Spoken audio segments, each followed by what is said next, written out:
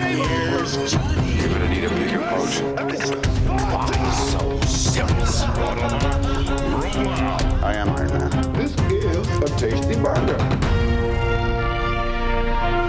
Welcome to the In Session Film Podcast. Hello, and welcome to Chasing the Gold. I am In Session Film Awards editor Shadan here with a special guest returning to Chasing the Gold. Special guest, introduce yourself. Jaylan Saylan from, J Days, but also Women in Session, Geeks Vibes Nation, also Twin Geeks, a lot of places where I write that are awesome.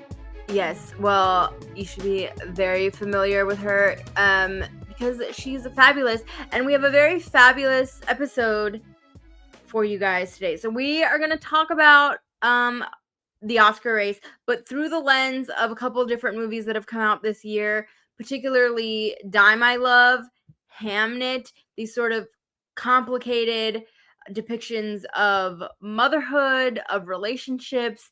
And one of the things that I'm really interested in, and I feel like the same is true for you, I love the intersection of film but what it says about society as a whole. And so I feel like this moment and these films are a reflection of that. So I'm excited to get into all of that. I can't wait. I love talking to you, Shadan. Seriously. I love talking to you as well, Jay. And also, I should mention, you guys, that I am at my mom's house, so I don't have my typical setup. So if I sound a little bit different, I'm sorry. I don't have my mic. I didn't want to haul my mic. So my apologies. But so true. Let's talk about Die My Love. I believe that the men on the main In Session pod do have a podcast review, so we can link that for you guys to listen as well, for a supplemental material. But tell me your thoughts about the movie, Lynn Ramsey, Jennifer Lawrence, all of it. I think I just fell in love with Die My Love when I first watched the first sequence, when she and Arpaz were going wild together. But as the movie progressed, it hit me even harder and harder how relatable it is. Like, I feel like when you have a movie and people start saying it alienates me, this makes me even more excited to see why and see, wait, am I going to have a different experience? Because there are movies that I feel alienate me personally as Jaylan. And then I see other people who are like, oh my God, I relate so much. So, hey, the experience is reversed in that case. So I just loved everything about Die My Love. I love the cinematography. I love the acting so much, especially J-Lo, who ate this role. I love the depiction of the postpartum depression from a different angle because I feel like it's a topic that, yes, now is more talked about, but not talked about enough. But the idea that I think they changed it from the novel, that in the novel, the mother was more negligent to the child, but from many experiences that I've had with some of my friends, that actually postpartum depression feels like what one of a person described in a post that I read. It was very beautiful, that the mother and the baby are on a boat together alone in the middle of the ocean, and she doesn't want anyone else except the baby. And this is what I felt with her. She was holding on to the baby. She wasn't a careless mother. She wasn't hurting the child. She wasn't neglecting it, but she was neglecting everything else: the marriage, the house, her husband, sometimes even herself. She was violent and she was very aggressive toward a lot of things, but just not her child. You know what I mean? So it felt to me very like a unique way to look at it, but also very realistic, because it's not always what they show, like even successfully in a movie like One Battle After Another, where they showed her really very neglecting the baby and actually getting very jealous that the father had the paternal feelings toward the baby. This is present, but we also need to show different forms of postpartum depression. And this was a very prominent example here in Die My Love. Yeah. Well, I was looking down for just a second because you wrote this brilliant article that we just published on In Session Film, which is your top 10 performances of the year. And you begin your section about Jennifer Lawrence because you say that I don't think I loved a movie as much as I loved Die My Love. And in the most recent episode of the Women in Session Film podcast, you also talk a little bit about how you feel like maybe you've felt a little bit disconnected from the films that you've been watching. So yeah. What was it about Die My Love that you think, like, other than the performances and as you mentioned, but what do you think about this particular film really made your heart just go, wow, or like made you feel seen in a way? Awesome question. Thank you, girl. seriously, it's that idea of being very vicious in a relationship and being understood. You know what I mean? Like yeah, I'm really being that ball of energy in a relationship with someone that people from the outside, like, this is what I felt to me. We are watching this couple from the outside. We are voyeurs. We are people who watch.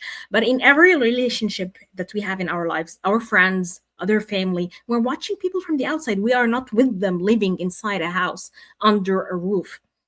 And one of our friends was talking to us about his recent divorce, and he was telling us that you guys didn't understand the circumstances that happened, but seriously, you guys have never lived the life that he and his ex-partner lived. And that kind of threw me like, wait a minute, how do we judge? How do we see things? How do we see people? Do we like project things on them? Do we have tropes like the nice guy and the bitch? Is this what this is about? Like when you have like the Cinderella and the Beast, like when you have, you know, like the cute one, the cute girl, and you know, like the vulgar whatever guy. Like we have tropes, we have stereotypes that we even impose on relationships. So when you watch, and he's holding back, but to me he seemed like a terrible person. So it felt to me like I understand why she was frustrated with him, with the life he brought them, with how lazy and how inconsistent he was. But then you see scenes when she's thrown into the mental asylum. Do we need to put spoilers or what? Whatever. So yeah, and then she returns and he has made the bed and he has made the house and everything is perfect, but you did throw her in a mental asylum. You know what I mean? And this is what is done to difficult women, and this is what is done to women who don't conform and women who piss other people off. And also, Especially- sir, I don't mean to cut you. And also, you should have been doing that the whole time anyway. It shouldn't take your wife getting sick for you to start doing basic household chores. Exactly, especially because you and her are like in similar situations. I also related to the idea of her not having anything to do and not wanting to write, because people expect you like, but you have all the time on your hands. Why aren't you writing? What does that even mean? It doesn't come like that. And I think especially now, because it's a very difficult era of, you know, writing. Boom, anyone can be a writer. Just go on ChatGPT. I will write my first novel. Boom, I could be a songwriter. Boom, I could be anything I want. No, I don't think talent works this way, but also I'm not going to stand in the face of the progression of technology. So for me, it's between, do I need to continue doing this or do I need to balance? So for me, the idea of seeing a woman stuck at home, not doing anything, but not writing a word, was an excellent depiction of portions of my life. Staying at home, not really doing anything, having all the time in the world, not writing a word because I'm not in a good place. I'm not in a space, a headspace where I feel like I'm writing, or maybe I don't have what it takes to write a novel or write that first page. So that too was also perfect. I just also, Shadan, I love difficult women in general. I love women who don't feel like they belong. I love women who don't feel like they are loved. And I feel women who fail to express their frustration. And I felt that she was trapped in this marriage that sucked and she couldn't tell anyone, and she was surrounded by women who are like, oh, you know what I mean, oh, look at your husband, look at your life, look how lucky you are, which is very toxic femininity community. So I just loved the idea that she was fighting it. She was fighting this toxic femininity community, sometimes even by going silent. There was a scene in, I think she was like in this gas station and she was buying things, and the girl on the cashier was being so nice but also very nosy and intrusive, and she was like, aren't you tired of talking? Aren't you tired of hearing your this felt very relatable, seriously. And I knew many instances where I've been miserable and I met someone who really wanted to be nice, who had good intentions, but they were doing me worse. So it felt like a very relatable character, a very relatable relationship, a very relatable decay of a relationship and of a woman's psyche. So I just adored this. Yeah, I mean, you said so many things that for those of you who are listening and not watching, literally, I'm going, because I mean, I think you bring up such an interesting point about the writing too, because I also feel that way of like, I have this thing that I love, which is writing, but I feel like technology in some ways is taking it away from me. And then in some ways, my mental health is also taking it away from me because sometimes I cannot be productive. And I think as a society, we have a certain idea of what productivity looks like. And it looks like what the husband is doing. He is going out, he is making money, therefore he is productive and he's contributing. And I kind of like the idea of like she's sitting with herself. And I always think that that's such a powerful thing to do, is just to sit with yourself. And in some ways, she actually learns and grows, and not because of maybe the intervention, but maybe sort of the work that we don't always see outwardly in a traditional sense. Like, would you agree? 100%, 100%. Like I feel like she reached an ultimatum, and that's what led to the grand finale. That when she was there at that final gathering, like she knew it. She can't do whatever this is. And I really love people who know exactly what they want to do. I mean, yes, it led to her demise in some way, but at the same time, she just knew. You know what I mean? Like I love the moment, that moment of enlightenment in a film. And I feel like this last gathering with the family and all the nosy women was a moment of enlightenment. Well, Jay, have you seen Lynn Ramsey's other film, We Need to Talk About Kevin? No, I With haven't Tilda seen this Swinton? No. Okay, so first of all, I love Lynn Ramsey. I've not seen all of her filmography, but Me everything too. that I have seen, I loved. So she did a movie also based on a book called We Need to Talk About Kevin, starring Tilda Wait a minute, Swinton. we need to talk about Kevin with what's his name? Ezra. Yeah, what's their name? Ezra. Yeah, Ezra Miller, this one I saw. And I read the book, by the way. I Okay. thought we need to talk about Kevin. And I was like, wait a minute. We need to talk about Kevin, because I do think I agree with you. You know, we like this idea of, okay, so we'll get into it. Basically, when I watched the film, it I think I was only 14 or 15 at the time, but what it showed me was that like not all women should be mothers. And that was an idea that felt really radical to me at the time, because I was sort of thought like, okay, well, of course you're supposed to have a kid. Like, and as somebody who didn't really want kids, to me that was so radical to be like, maybe you shouldn't have that, or like maybe not every woman has a maternal gene.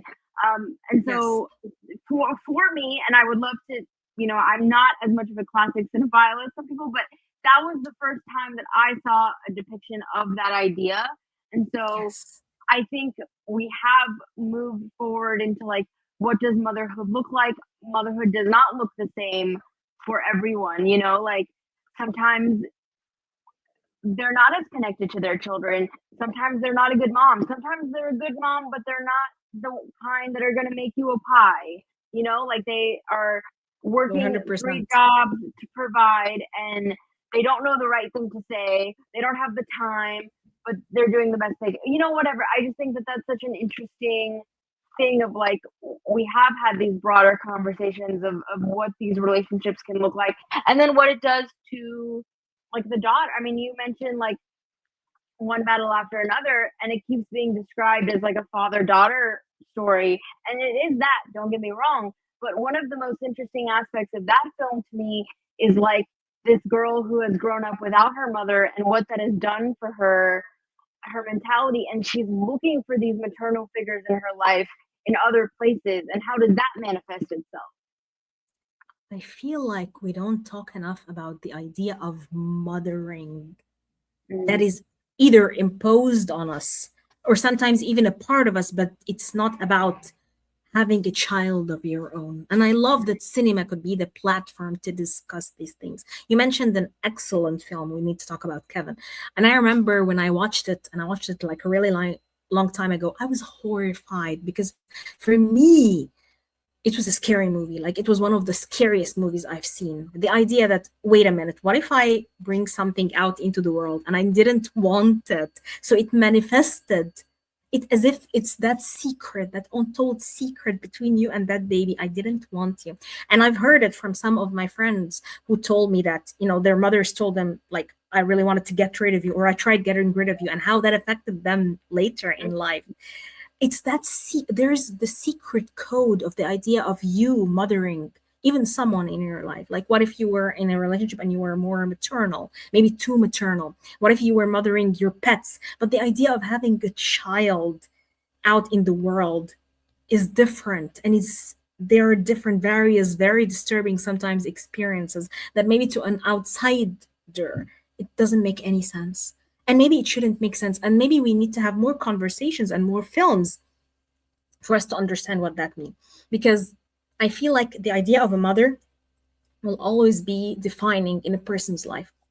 As you said, in One Battle After Another, she was seeking maternal figures in her life, because you will always either have a great mother that you live up to, or a great mother that feels like there's a competitive energy between you, or a mother that is negligent in, like you said, multiple things. There is the artistic mother who is great in teaching you about the world and art, and maybe making you an artist, but not great in teaching you about life, and maybe not great in taking care of you. And there's the maternal mother who overpours over her children, but at the same time, she doesn't have any intellect, she doesn't have whatever. There is the mother that teaches you more about art and about things that will make you grow intellectually, but she doesn't teach you what it's like to be a woman. So you discover that on your own, and you sometimes are at odds with her. I haven't had like a straight line relationship with my mother all my life, and my mother is a very important figure in my life whom I love. So I don't understand how. There were times when I would fight with her, there were times when I was angry at her, there were times when we were distant. So, and I've had a mother who was very motherly and also at the same time very creative, bringing me the idea that I could be a writer at a very early age. And this is not an experience that similar with a lot of people that I met. So I don't understand how people have these, like black and white things to look at something. Motherhood is the least black and white aspect of this entire existence on our planet. Wow. I want to touch on motherhood in more films that I think feed into this, but I wanted to talk to you specifically about something about Die My Love before we move off the film. And this is spoilers for anyone who hasn't seen it. Beep, beep. But what do you think of the theory that perhaps she lost the baby and so there is no baby, and she's in some sort of psychosis? Why not? Because Why not? I read love this theory. I read that theory, and to me, I'm like, that makes total sense, because like there's a scene in the film where her husband is trying to like get her to leave the house, and she says, I can't leave the baby. And the whole time I was watching it, I was like, why isn't he concerned that his baby's in the house alone? So the idea that like maybe there is no baby at all, and maybe she, had a miscarriage or something, or like a stillbirth, and that's why she's so like attached. And I completely agree with you that there are many mothers who can have postpartum depression and all, but still be very like caring. I think we have this idea of like somebody struggling with postpartum, whatever disorder, whatever you want to call it. Oh, they're not taking care of their baby. I don't think that's true, but I do think there's an argument to be made of like, what if there is no baby? And also, I think we see many examples of like unreliable narration in the film, particularly the protection, shall we say, that her husband has on the car, because he tells her, oh, it's an old box. But if you watch in different scenes, the box keeps changing. So like clearly they're not old boxes. And so like she's not remembering things properly. And then also like, the Lakeith Stanfield character, like, is he somebody that she had an affair with? Is he somebody that she fantasizes about? So like, I knew this character, it felt very unreal to me. I totally agree. This character, I didn't feel like she was cheating. Like, oh my God, it's not about cheating. It's about she created, because she was so frustrated with her husband. Oh, another thing that I think was brilliant about Die My Love, and I forgot to mention it, it's the idea of women getting shamed for being too sexual. And I don't think a lot of people, even with one partner, I don't think a lot of people realize how hurtful this is when it's told to a woman, because you're supposed to be the receiver. You're not supposed to be the one who keeps asking. You're not supposed to make the man feel that he is falling short of your needs. And she was ravenous. She wanted sex 24/7. And I honestly felt very like sympathetic with her and not him. Even when she was bullying him into it, I realized maybe this is the wrong relationship. So she was creating a manifestation of what she wants, like how she would imagine her perfect man would be like. So that was what she was consuming her sexual energy with, rather than her husband. So I totally agree with that. And I realized that from your conclusion of your amazing analysis, this actually is a testament to what a great director Lynn Ramsey is. Because look at us confused and kind of like having theories. Is there a baby or not a baby? Is she like in some sort of psychotic haze where she's just imagining things and there are fragments of her memories?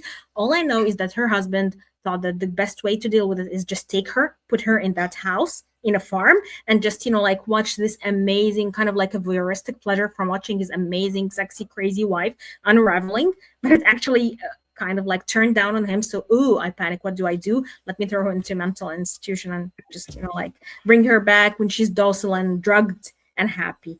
Kind of like a woman under the influence, but in a more under influence in a more kind of like elongated, aggravated, more realistic, I think, sense. So, yeah. Which I shamefully haven't seen. But yeah, to touch on the sexuality, I thought it was such an interesting commentary on like the Madonna horror complex, this idea that once a woman becomes a mother, then like she's not a sexual being anymore, and you can't be both at the same time. And so yeah, I thought that was such an interesting portrayal. And then also, like, we talked about this before we were recording, but the idea that you can want different things at a different point in your life. So when she met this man, she was completely besotted with him, and that relationship was what she wanted, and then that wasn't the case anymore. They grew apart, or they became completely different beings. Fascinating. And I think living together and people becoming closer, I don't think you realize sometimes that there are people who are amazing in theory but terrible in practice. So definitely getting infatuated by a person, loving them, seeing them at their best from afar, kind of like even interacting with them when you're both at your best is unlike living together, which I don't think works unless both people put into the relationship or have the same amount of compromise and the same amount of I want to invest. It's an investment, kind of like when we talk now about our adult friendships. And if you don't invest in your friendships, you will lose them, period. Mm-hmm. And I don't think people understand that. Seriously, Yeah. you might lose friendships because you don't invest something into what you have right now. Well, I'm also always fascinated by depictions of grief. And I think Die My Love is a very interesting depiction of grief in the sense that, let's say, let's say obviously there's like I really do subscribe to the theory that the baby is not real, but even if you don't agree with that, let's say she's mourning the end of her life before motherhood, but he has also lost his father, so he is mourning something as well. And how are these two people coexisting while they're both mourning something, I think is really interesting. And then we also see his mother played brilliantly by Sissy Spacek. I loved her performance and her depiction of grief. And to me, she represented sort of the traditional mother, this like country mom who obviously was, making lemonade or whatever you want to for her kids and was devoted to her husband. And like, now that the husband's gone, what does she do and what does she make of herself? And how does her grief manifest itself? I don't know if you had any thoughts on that, but I thought that was just so interesting. I have a feeling too that she is also what the Western society would like to imagine as grieving person. Like you keep your composure, you know what I mean? Like it's just another day you actually serve your neighbors and you have a good conversation. It's a different theory here where I'm from. Grief consumes you and you're allowed to go insane with grief. And there's this collective grieving energy, and you can see it in funerals, and you can see it, like during wake even, where people are like partaking in the idea of mourning a person. So the idea of a woman going mad because she lost a baby, no, we shouldn't have that. We should actually be able to talk about it on TV. No, maybe some people actually lose it. This is why I thought Hamnet, another movie where motherhood plays, but this is a very, I think, a beautiful way of showcasing motherhood and very celebratory of femininity and motherhood and even being the woman, because I think this is a great example of a woman, unlike, like Die My Love, which might alienate viewers. I think, although I got some comments and I will get back to this later, but the idea of her mourning and going through grieving in that very wild and that very guttural phase, it just made me, I don't know, it was very difficult to watch. I think it was difficult personally for me to watch.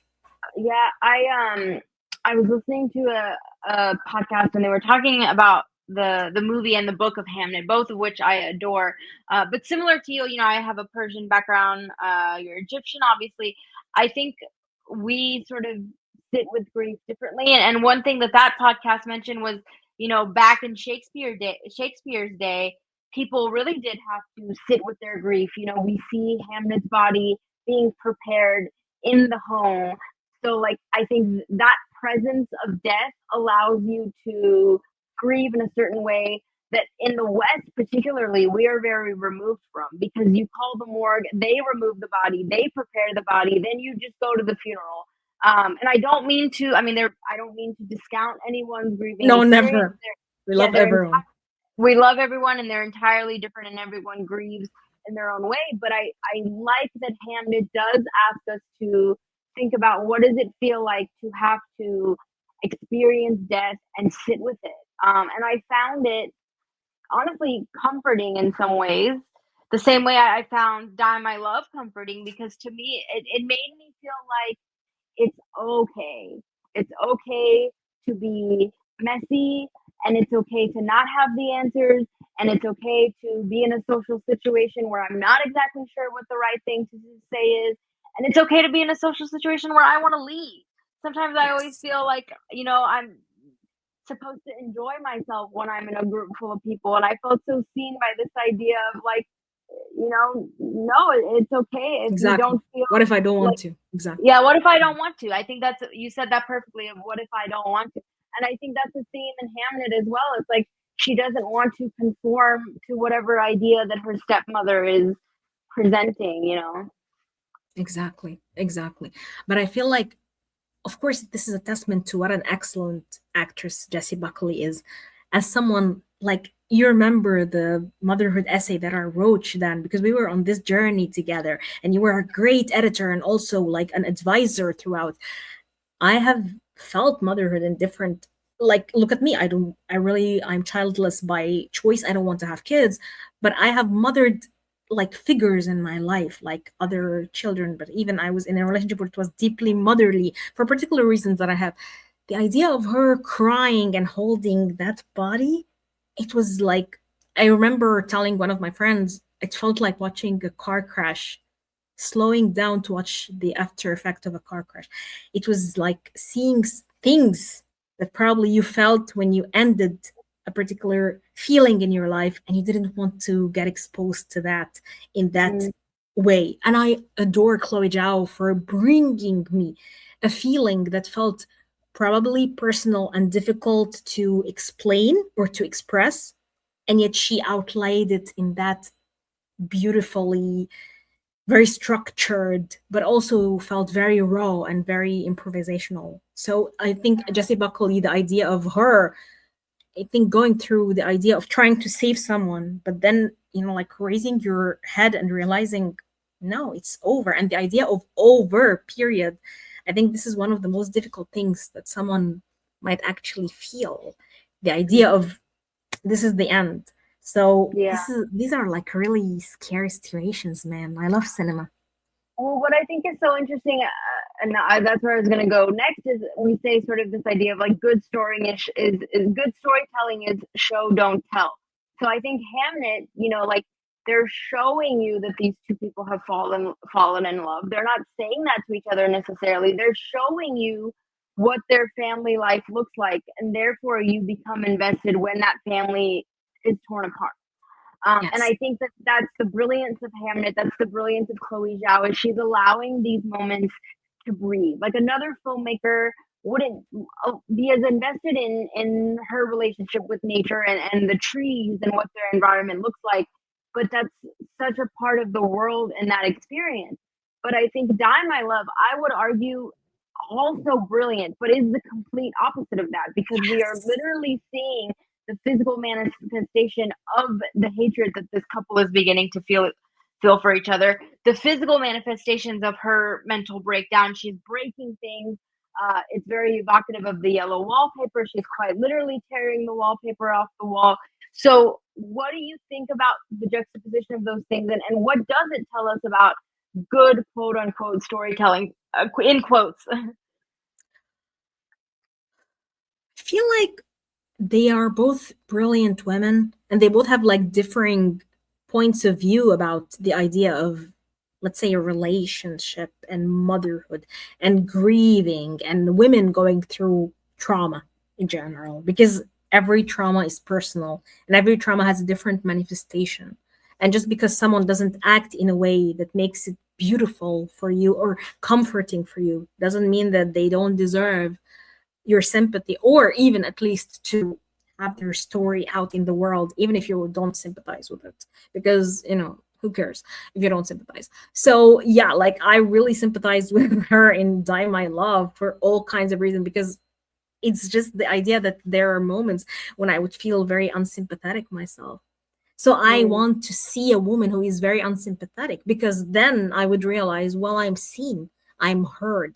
I have never had that, like witchy lily of the forest personality that Jessie Buckley kind of like had when she brought him into her life, William Shakespeare in Hamnet. And that idea of that beautiful love, like growing in the forest, I don't understand that. I don't relate to that. It was beautiful to watch. It was very interesting to watch them create this lovely family, but more or less the idea of that messy relationship was more like my experiences in Die My Love. This was more close to me. So the idea of, I think good storytelling is the idea that you can take that story that is very particular and niche to you and turn it into your world and not try to mar it or kind of like mold it into something.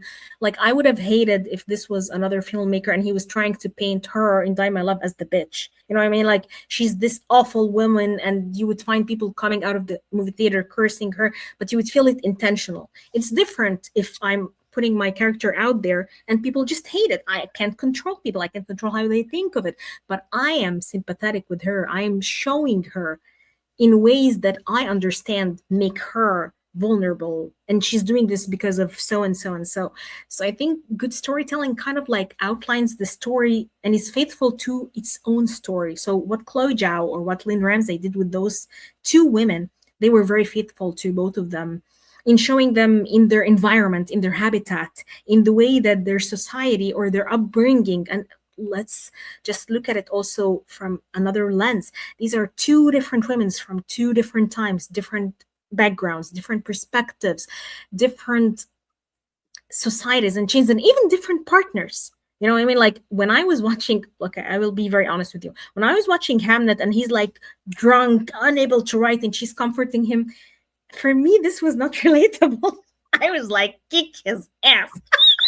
Get him out of the house immediately. Who cares about him? So this is not relatable to me, but it's also understandable if you're a woman and you're supportive of your husband who is having his whims and he's like, oh, what can I do? But wait a minute, what about me? But when she is having her whims and she can't write and Die My Love, he's like, hey, where's your American novel? You know what I mean? So you see the contrast because it's a woman who is struggling. The husband is like, how will I work like you? But because he's a man and she's a woman and she's supposed to be motherly, she's hugging him and holding him, even though he's like, this sucks, I can't write. So this is what I love. When you put these two works of comparison, you realize Chloe Zhao is faithful to this story and this couple, but also Lynn Ramsey is faithful to this story and this couple. So you could see the injustice done here and the graciousness and the sacrifice done probably in the other one. That's beautifully said. And also, like in Hamnet, his artistic endeavors is seen as sort of like his passion and the thing that she has. But for her, it's for the Jennifer Lawrence character, it's like an inconvenience. 100%. Yes, exactly. Yeah. It's like a hindrance in the face of raising a family. But in others, in the other like situation, the other example, no, he's finding himself. He's trying. What can he do? You know what I mean? So this is what we do. We give like excuses for men, but for women, but wait, the house will fall apart. There's an article that came out. I think you may have retweeted it, and I will find it and put it in the comments for people listening and watching. But I think somebody wrote about why, in terms of the awards conversation, or in general, not even outside of awards, we're like more likely to reward depictions of motherhood that are like softer. So that's the Jessie Buckley versus like Jennifer Lawrence or Rose Byrne and If I Had Legs. You know the article I'm talking about? Am I crazy? Or is there not an article about something similar? There is an article, yes, and I retweeted it. You're right. Okay, Yeah, I was like, am I having my own psychosis? I was We'll doubting go crazy. myself We'll for burn down the houses and the villages. gaslighting myself in my own house. But no, I think that's really interesting though, that even when you look at sort of depictions of motherhood and like what we reward, I think it is again that sort of traditional, like, because on paper, like the Jessie Buckley character, she is sort of the good mother, and Jennifer Lawrence is seen as the bad mother. But I agree with you. For me, I had the reason why I liked Die. Maybe this is sacrilege to say, I'm sorry, but I did prefer Die My Love to Hamnet. And to go back to what began our conversation in terms of our passion for film and for this thing that we do, what I struggle with sometimes, quite honestly, is that I can't forget that I'm watching a movie. Even if I'm in a movie theater, my life is so overwhelming. There's so many other things that I'm like, and I just have to be honest, like I live in America, there's a part of me that's worried about what violence might happen in a movie theater. And so like it is hard for me to dial into what's happening. And I so regret that I wasn't able to go see Die My Love in the theater. But even when I was like watching it at home, I was so completely like into the world of what Lynn Ramsey had created. Like she just felt so real to me in a way that I don't know. I haven't really had that film, and The Testament of Anne Lee, also a film that I think very much deals with motherhood because her trauma is what drives her to do the things that she does. I highly recommend that one as well. But yeah, I think this sort of transportative quality that these films have is really beautiful. And that's for me what the sort of this dream like thing about Die My Love was, what just completely enraptured me, because I couldn't figure her out. I didn't know if I was supposed to how I was supposed to feel. And I did love her. I think it's also because I just love Jennifer Lawrence so much. So I immediately sort of connected to her. But then I was constantly thinking about like what are the ways in which the characters in the movie are reinforcing that or not reinforcing that, or what are the ways in which the filmmaking is reinforcing or not reinforcing that. Does that? Yeah, totally makes sense, by the way, because for me, this was one of the problems that I'm facing currently. I find it really hard to be immersed in films anymore. This is why I have been seeking multiple documentaries this year, because I was like, what I'm totally disconnected from, honestly, is watching acting interviews where actors are like, oh my God, how many hours did you spend in the makeup? Oh my God, how many times did you sacrifice for your art? And I'm like, people are dying, can't find food, shut up. So yeah, for me, I can't because life has gotten so hard. And I know that of course we have to respect cinema, but I find it hard to relate. I find it hard to have tolerance for these kinds of conversations. And the idea that there is reciprocated even things on social media where people are like fawning or kind of like crying over the actors who are like suffering for their art, it just feels pretentious and very uncalled for me. So I'd rather no one talks. So yeah, the idea of watching a movie and getting so lost in it, I think it's getting even more and more difficult by time now. I don't really have that. Even good movies that I watched, but the idea of being lost in a movie, I think this is a very lost art for me nowadays. I think you're completely right. I think part of it is because of what we do, but also I think if you're just an average moviegoer, it's difficult. Why? Because we're so attached to our phones. And if you're watching something on Netflix and your phone is, sitting next to you, if the movie slows down for a second, I'm guilty of this. I'll pick up my phone. I'll get a there's so many distractions. But I'm so glad, Jay, that you brought up the point about documentaries. I wanted to talk about this because I've had the same exact experience where, like Hamnet, for example, and Hamnet is a movie that I love. Yes, in comparison to The Testament of Anne Lee and Die My Love, it's maybe third of the three, but I adore Hamnet. But when I watched it, people around me were sobbing, and then my mom and I went together, and I mean, oh my God, people around us were sobbing, and she and I were just kind of like, like we were feeling it. We were not that we didn't feel anything. Yes. I was constantly making this joke of like, am I a robot? Like, what's happening to me? And I kept having this experience over and over again where I would go to these movies and people would just sob. And I was like, am I broken? Like, what's going on? And then I watched this documentary, The Perfect Neighbor, brilliant documentary on Netflix. And when I tell you I sobbed watching that documentary, I fell apart. And the reason why was because I was like, it's real. And it was also about motherhood, by the way. And I was like, because this is something that happened to a mother. She was a real person. Similarly, I watched this also on Netflix, this documentary about the Oklahoma City bombing, which happened in 1995. And again, there was a mother figure in that documentary as well. And she was talking about See? her baby. And I was just so, again, just crying. And so, yeah, I think there is like, we crave this sort of realness that maybe Yes. because we are in our phones all the time, or because we're disconnected from each other, at least for me, I feel like that's what's been the missing link. And I finally figured out what it was. And I was like, okay, I'm not broken. I'm real. And what I'm looking for is the realness. Yes, that's one. And by the way, your reaction is 100. Girl, I cried in the beginning of The Conjuring, the last Conjuring, because there was a scene where a mother was losing a child, and like I met everyone around me was like joking, like, "Oh, where's the monster?" I was crying. Cinema hits us differently. We don't have to go to the movie and all of a sub why. Maybe I don't want to. Like I tell you, I didn't see it as a beautiful love story in Hamnet. I honestly saw him as a dick. He was very selfish, and all he cared about is his art. I don't care if he's William freaking Shakespeare. How about Williama Shakespearea, the girl? Like, would her husband do the same for her, or tell her like, yeah, look at her trying to write her best novel yet? I don't care. Honestly, I didn't care for the relationship at all. So, girl, you have all the right not to feel connected or invested in a story. And by the way, I would love to watch The Perfect Neighbor. One of the documentaries that I adored was called Put Your Soul on Your Hand and Walk, and it just didn't just make me cry. I told my sister that I was trapped. Like, I watched this documentary on 2 days, and I remember telling her I really want to finish it because I feel like I am trapped. And I don't get that feeling with any movie that I watch now. Even movies where it's like someone buried under the ground, help him. Maybe it would feel like oppressive a little bit, but I feel like, oh, suck, I don't care, man. Close.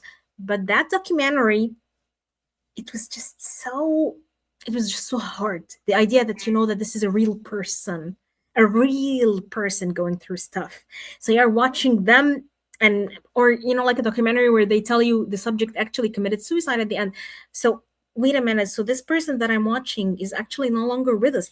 That hits different than watching a film where this is a fictional baby and this is a fictional mother and these are all fictional people having fun or crying. So your reaction is valid, because I feel like the realness is what we seek, and the movie that makes you blur that line is becoming more and more rare and more difficult to find. Even good movies, like I'm telling you, even good movies.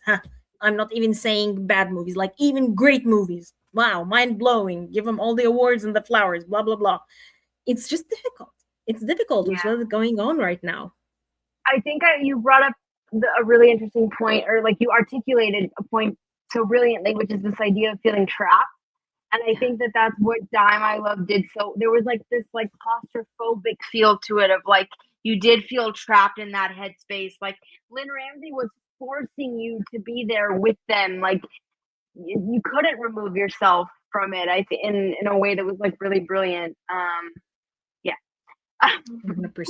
Yes. You blew my mind. Okay, I'm coming back together.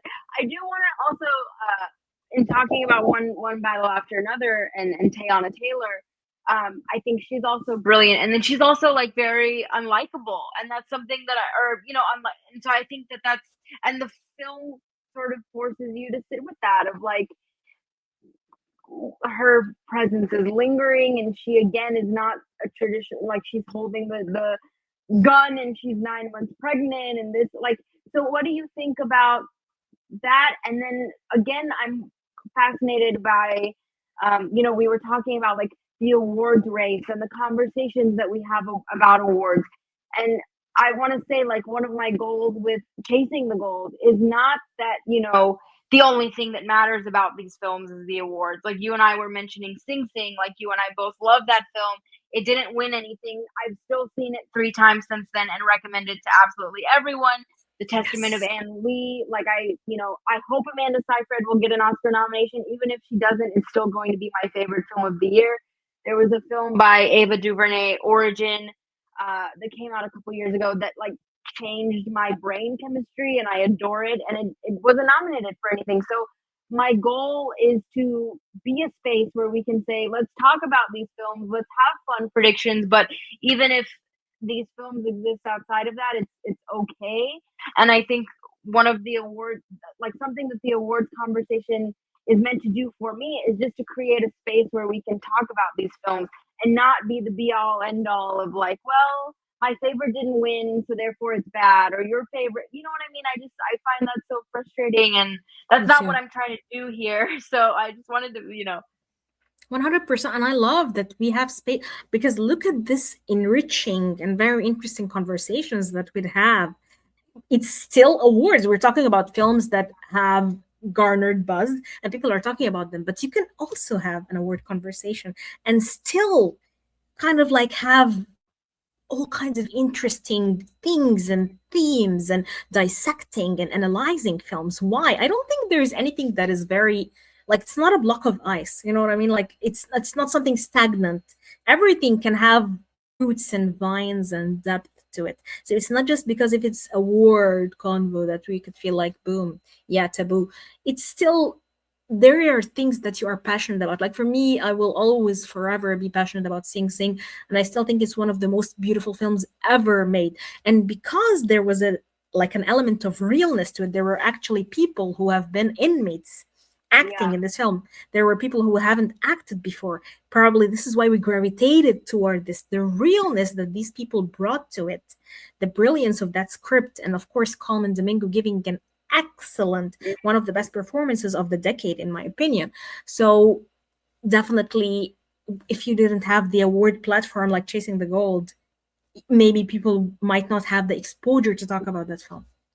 And also, I think awards, again, what I'm interested in is like, how are these awards conversations intersecting with the world at large?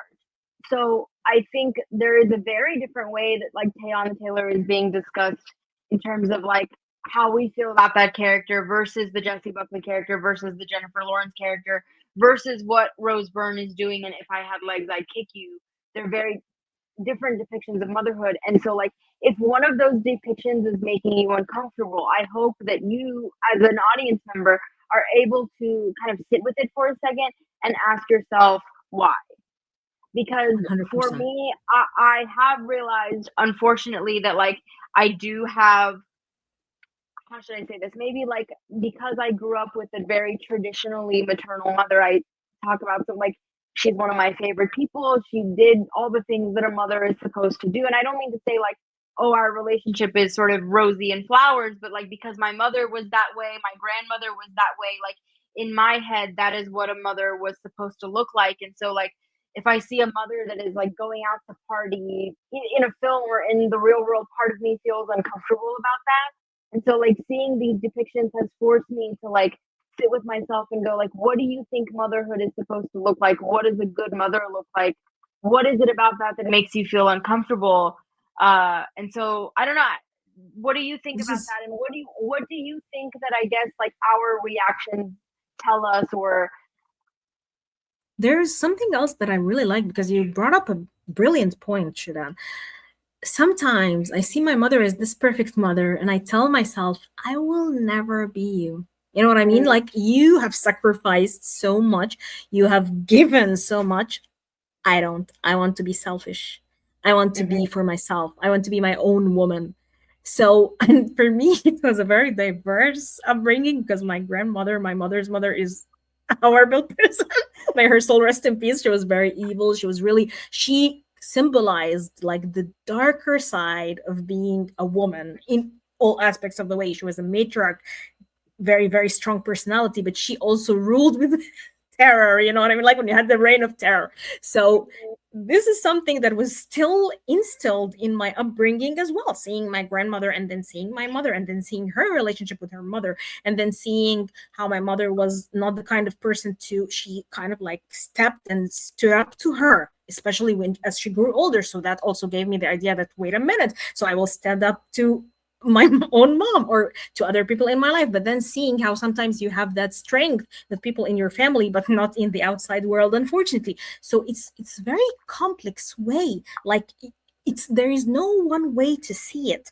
And this is why when you receive these characters, you will definitely receive it differently because of the way you were brought up and the way you decide if you want to repeat that cycle. Like we would always analyze people in our family, my sister and I, like, are they repeating the generational cycle or not? Like, are these women continuing? And I have seen people who have rebelled when they were younger, but then they grew older and all of a sudden there's something that happened. They've given them a syrup or whatever, and they turned into like the same copycat from their parents. Wait a minute, guys, haven't change or age or whatever ever pass you at all? So it's a very tough situation. And by the way, this brings to me when I was sharing the article that you liked about how Jessie Buckley's motherhood is more appealing than Die My Love, and maybe if I had legs I'd kick you. There was a woman who commented that you haven't read that there are men that actually said she looks ugly and the scenes were ugly and they didn't like her. So this was something that caught me by surprise. Wait a minute. So there are people who are actually, or let's be more specific, men who actually complained or criticized her character because they thought she didn't look appealing enough. So it's opening. Yes. They were criticizing her character in Hamnet. Yes. And saying that she presented an ugly because I think they wanted her to grieve beautifully, probably like Marilyn Monroe or whatever. I don't know. So I didn't know what they had in mind when they were saying this, but I told her, to be honest with you, I didn't see that on my timeline with the people I'm surrounding myself with, but I can see your point. So I kind of, because she was like, this is a wrong example. They are not using the wrong example because I saw men who were attacking Jessie Buckley saying she actually looked really ugly and this is not even a beautiful representation of mother. So I was like, I didn't see that personally, but I see your point. So I feel like platforms like what we are having now, conversations like what we are having now, are opening the discussion for people to even see opinions that are different than yours. But then you open your mind and realize, wait a minute, is there a world where this exists, this conversation, these talks? And it's very interesting because maybe you haven't realized or imagined that there were people who would say that about something. So yeah, this is what I totally vibe with. Yeah, I mean, I think all I can ask and all we can ask is just to engage and think about it. I mentioned before, like, one of the discussions around Hamnet that made me really upset was the idea that, oh, it's trauma porn. Oh, it's sad just for the sake of being sad.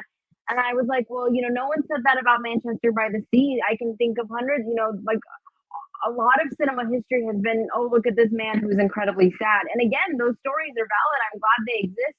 But we should have that from this other perspective as well. And, like, again, do you have this reaction because of some message that has been engraved in you? I think that it's important to ask ourselves, like, where are our feelings coming from? 100%. I totally agree. This is a great point. Mm-hmm.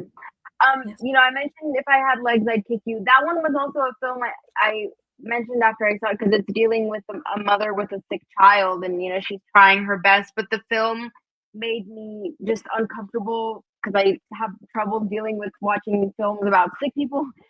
But again, like, I'm glad that I saw it because I'm glad that I allowed myself to be uncomfortable. And as we close out 2025, one of the goals that I've set for myself and how I engage with media is to allow myself to be uncomfortable again. I think as when I was younger and I was sort of discovering cinema, I was so curious about everything. I wanted to watch everything. And then as I got older and life got more complicated, I started to, like, go more towards things that felt safe because I wanted to escape.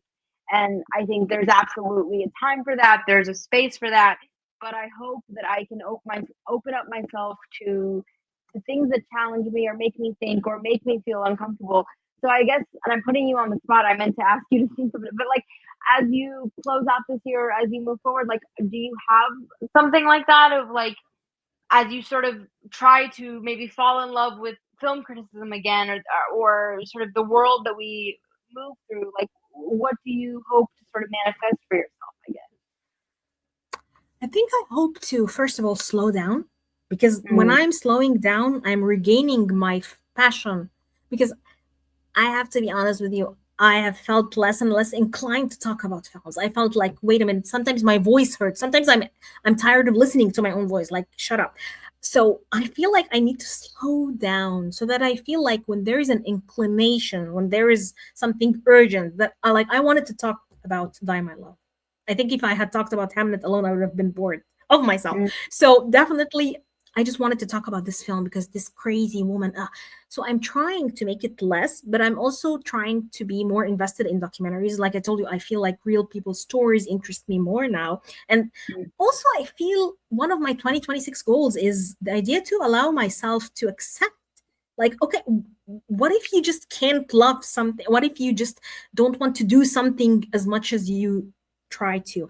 What if you are trying to look like, okay, why am I still a film critic when now influencers are taking over everything? Why am I still a film critic when I'm not doing so and so and so and so? Why? Because one, two, so I'm slowly discovering things. Maybe a conversation like the one that you and I are having now is restoring my faith in the craft because I feel very refreshed. I feel expressive. I feel seen. I feel heard.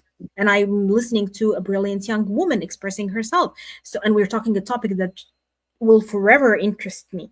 So maybe something like that is reigniting my passion. So I'm trying as much as possible because I'm a very passionate woman and my life is a series of seeking passion. So maybe I'm trying to find the moments of passion in film, in cinema. And that makes complete sense to me because that connects so much to Die My Love because that's what she wanted. She wanted to feel seen. She wanted to make sense of something that maybe didn't look the way she thought it was going to look. Her life didn't look the way she wanted to look. And like, what do you do with that? Sort of the like, what comes next after you've brought the baby home?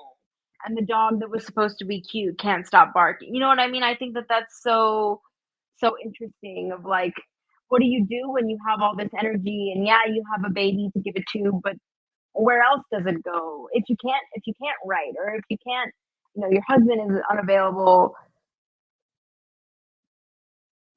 Yes, unavailable emotionally, sexually, both, whatever. Because honestly, Shadan, I feel like I was in a relationship where I was always being told to wait, don't you have free time on your hands? Right. And it felt because for me, I'm very antagonistic. So when someone pushes me, I don't close in on myself. No, I go like.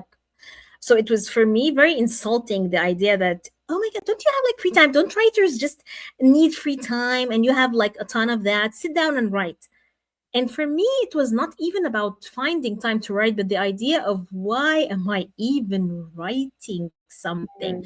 Am I contributing? And I've had these idealized thoughts and ideas from spending a lot of time going to writing workshops, meeting many writers and poets in real life from my local scene who were talking about writing for the sake of writing, art for the sake of art, vivre pour vivre.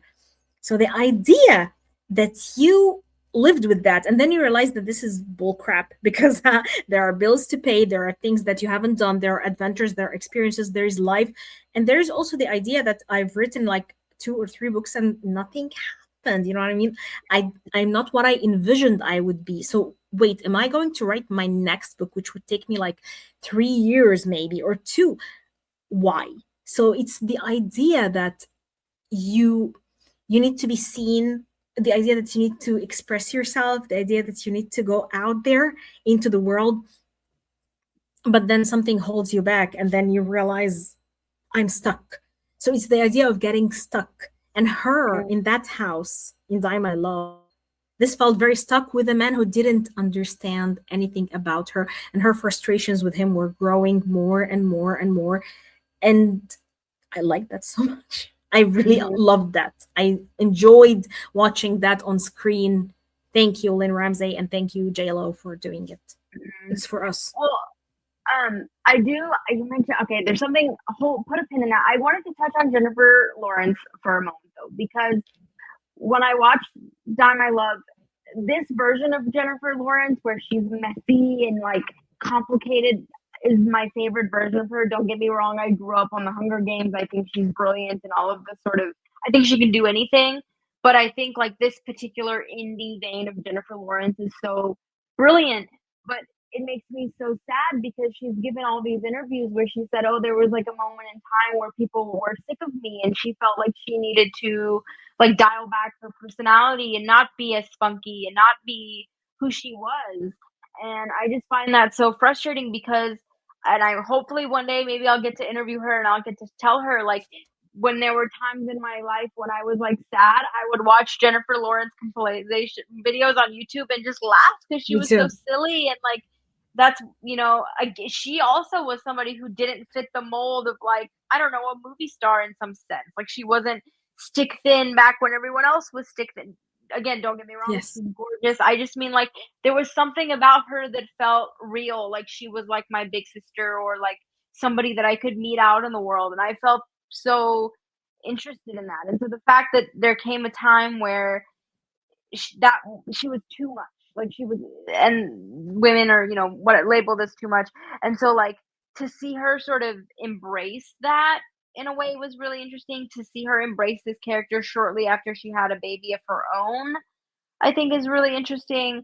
So, what do you think of like the Jennifer Lawrence of it all and like the arc of her career and sort of because I think again like one of the reasons why Die My Love works is because we are invested in her, and I think part of the reason why I was invested in her from the beginning was my love of Jennifer Lawrence.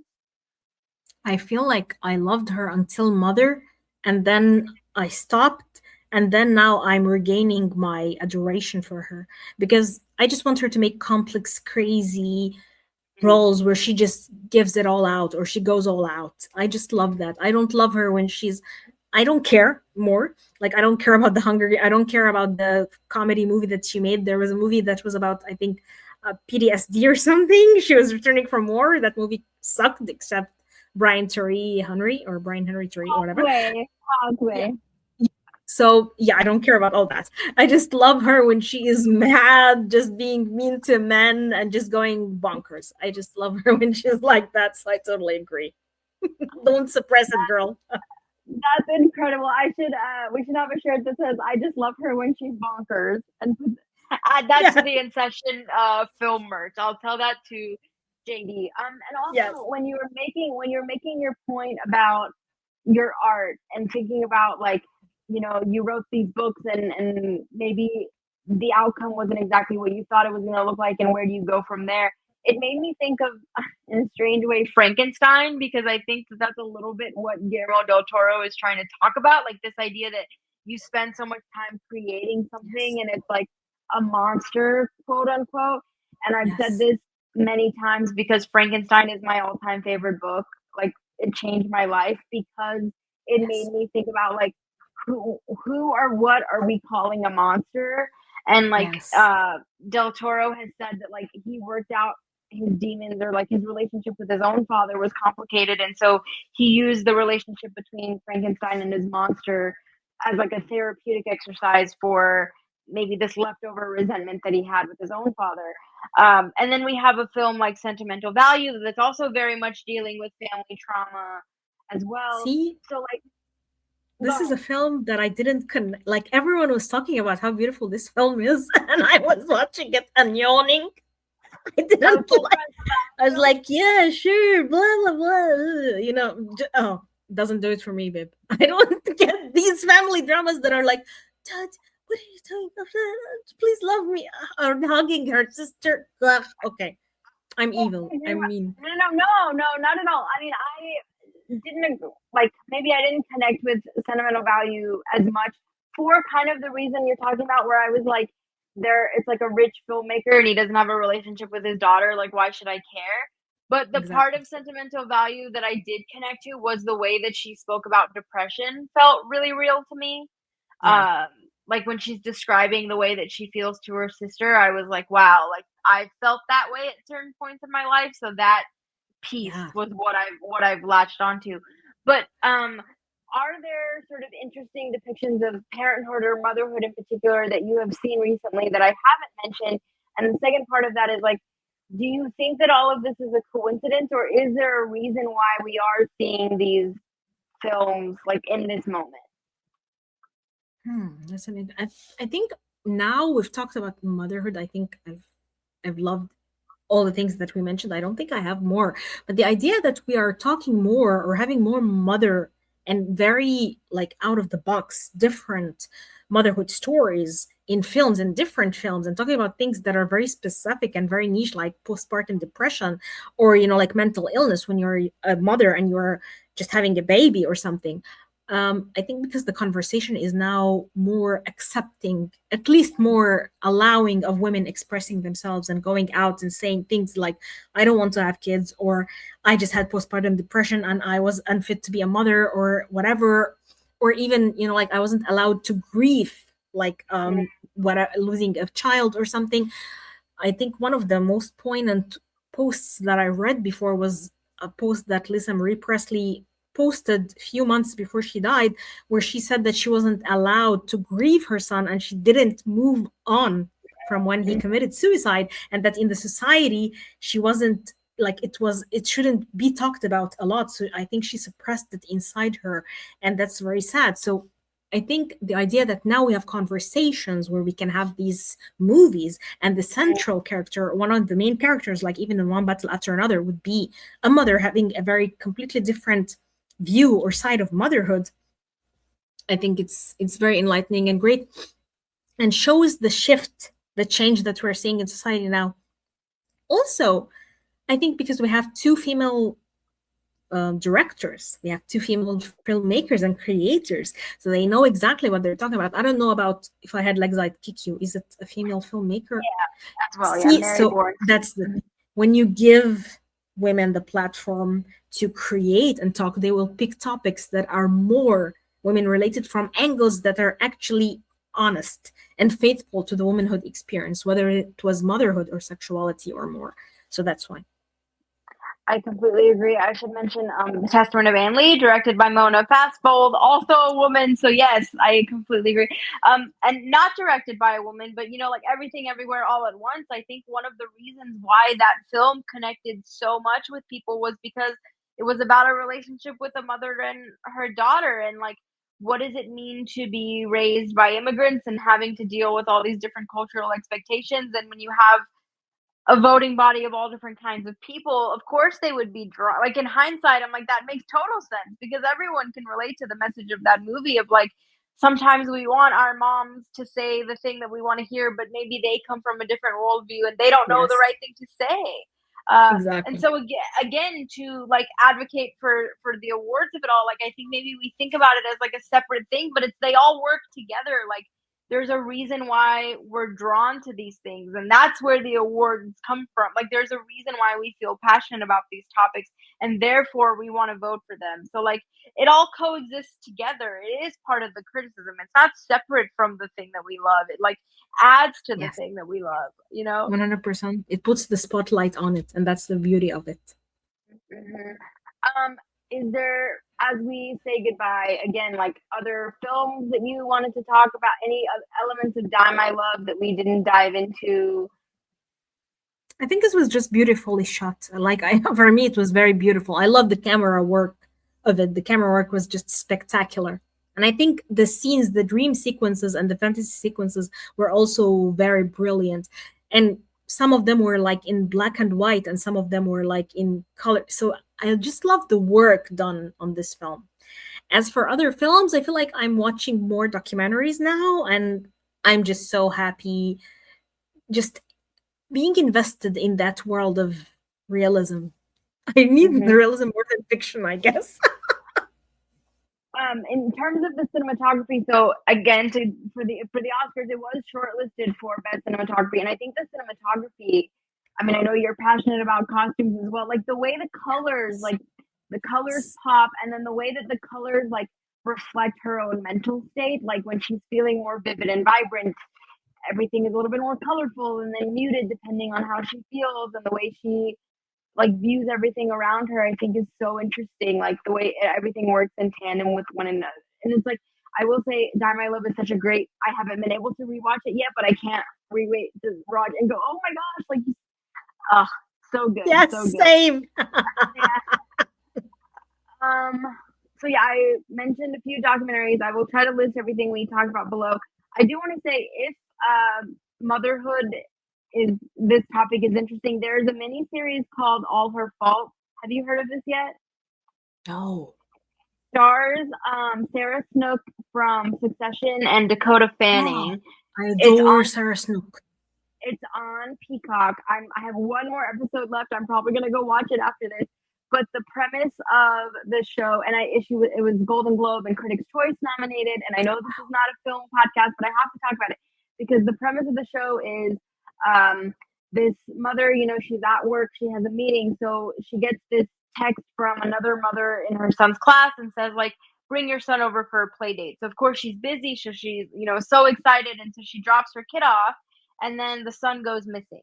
And so then it becomes like all her fault because it's like a good mother would have double checked where she was sending her kid, would have and so like who's to blame for what happens to this little boy, and Yes. how do we like what is the roles of a mother and a father? And I think it's like playing with all these ideas in a really interesting way. So I'm obsessed with it. And if you're looking for more sort of complicated motherhood, that's a really, really good watch. You got me hooked. Yep. Yes. Really, really good stuff. Please plug. Well, let me plug a few things for you. Jay mentioned her Monstrous Motherhood essay that we worked on together. I will also link that below. Also, one of my favorite pieces that I've gotten to work on. And then you did write a brilliant best performances of the year with many of my favorites. Jessie Buckley is included. Joel Edgerton from Train Dreams. So check that out. But plug. I mean, you mentioned you've written some. Where can people, read what you write? Can buy your books? Where can they engage with all that you do? I feel I will have a poetry anthology published next year, so this is something huge for me. I'm just so happy to contribute with 2 poems, and it's very exciting because I haven't published my poetry in a long time now. So I'm just so excited for myself. I will definitely, when it's out, I will share it everywhere, but I just feel so proud of myself for that poetry anthology being out. I'm on Twitter, obviously. I'm also on Blue Sky or whatever, but mainly I just put my link tree where I put all my articles. Like I write extensively, and I write op-eds too on In Session Film. I write for Twin Geeks. I write for Geek Vibes Nation. I have my J Days channel where I interview people and I just have conversations with cinephiles. So this is where people can find my stuff. 2 of my poetry books were on Amazon, but I don't think they're there anymore. But I was also part of a great Women Connected in Wisdom Volume 2, where I just wrote an essay about my experiences as a woman. So this was amazing. I will definitely share the link with you. So yeah, these are like my contributions out there in the world. I wish my Arabic novels were translated, but unfortunately they weren't. So this is also like a part of that tugs at my heart a little bit, but then, life. So yeah, this is me in a nutshell. There is a light that you have and a curiosity that I find just so refreshing and brilliant, and you're a joy. And so whether it's through In Session Film and the Women in Session podcast or whatever it is that you do, I hope people engage with you because you have made my life infinitely better and the lives of basically everyone that you meet. I just think everyone that gets to come in contact with you in any form is so, so lucky.